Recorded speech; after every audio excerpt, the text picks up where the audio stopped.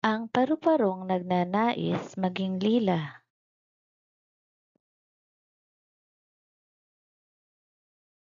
Noong unang panahon, may isang paru-paro na ang pangalan ay Bella.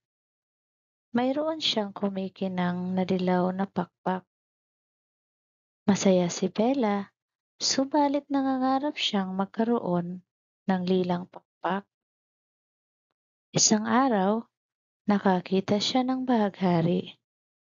Baka matulungan niya akong magkaroon ng lilang pakpak, sabi niya.